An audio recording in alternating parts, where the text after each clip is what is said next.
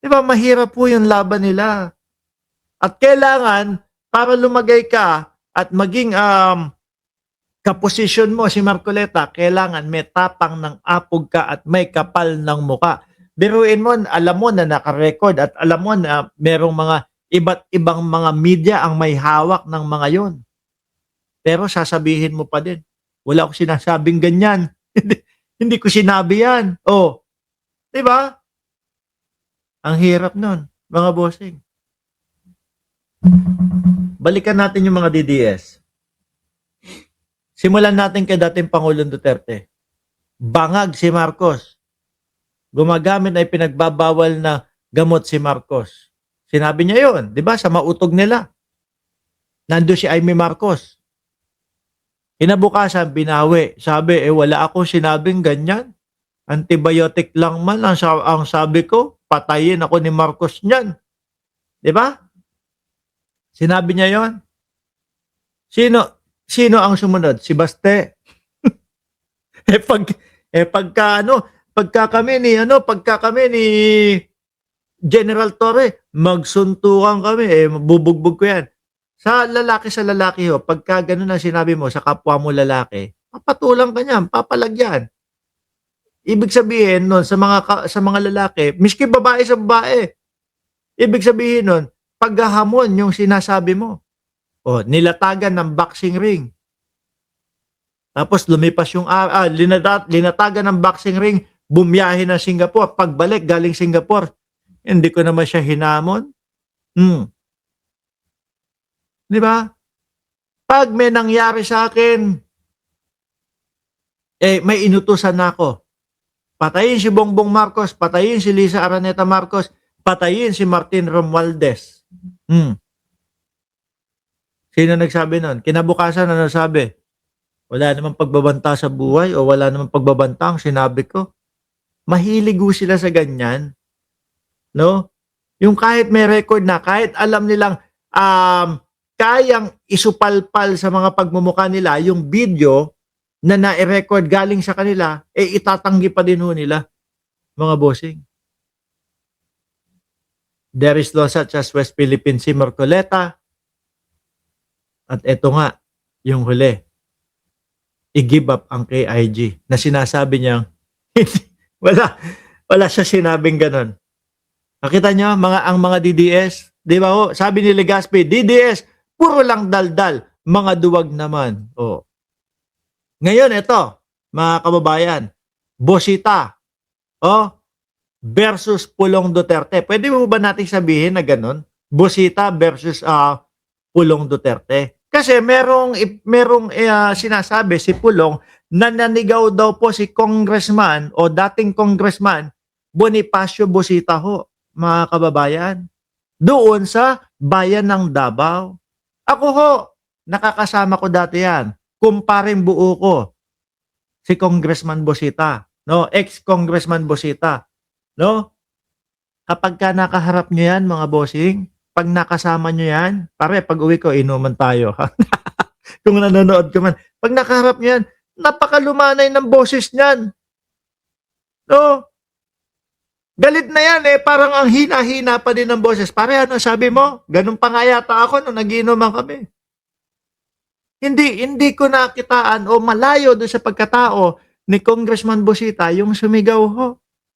Eto, pakinggan nyo. Dahil may sinasabi si Pulong na nanigaw daw po si Congressman Bosita o ex-Congressman Bosita doon sa bayan ng Davao.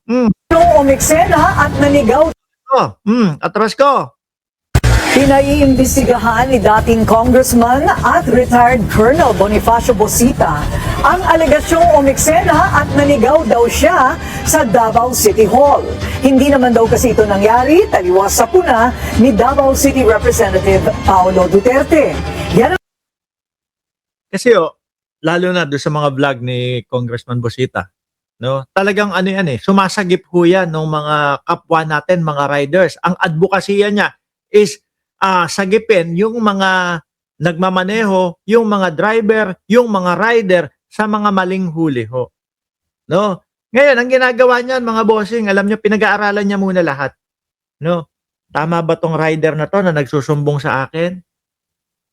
Kapag kamali, wala, hindi siya pupunta or whatever. Hindi niya papakialaman. Sasabihin doon sa rider, mali ka naman kapatid. Ganyan pag nagsalita yan. Ang dami nga nagsasabi na pagkakamalan na INC siya eh. Pero talagang ganun siya kalumanay. Mali ka naman kapatid, ganito, ganyan. Papagalitan pa yung rider. No? So ngayon, pag mali talaga yung huli, eh pumupunta yan. Sumusugod, pero kung panoorin nyo yung lahat ng vlog niya, malumanay magsalita yan. Ipinapaliwanag niya maigi nang may kababaan po yung boses. No? Ewan ko kung saan nakuha ni Pulong yung pinagsasasabi niyang nanigaw daw. Agenda report ni Edith Isidro ng Abante. Sinagot na ni dating congressman at retired colonel Bonifacio Busita ang paninita ni Davao City 1st District Representative Paulo Pulong Duterte sa umano'y pagtaas niya ng boses sa ilang empleyado ng Davao City Hall. Sa pahayag ni Busita na siya ring chairman ng Irerespeto natin si Congressman Paulo Pulong Duterte at ang lokal na pamahalaan ng Davao City. Maaaring mali lamang ang impormasyon na nakarating sa kanya. O siguro dinamdam kung sino man yung nakausap ni Congressman Busita. Sinigawan po kami dito. Baka ganun naman ang sinabi. Di ba? Ambar, pipa, Road Safety Advocates of the Philippines and Real Service Advocates of the Philippines. Sinabi niyang nirespeto niya si Congressman Pulong at ang lokal na pamahalaan ng Davao City at maaari raw na maling impormasyon ang nakarating sa mambabatas. Paliwanag ni Busita. Siguro, biglang na lang, di ba?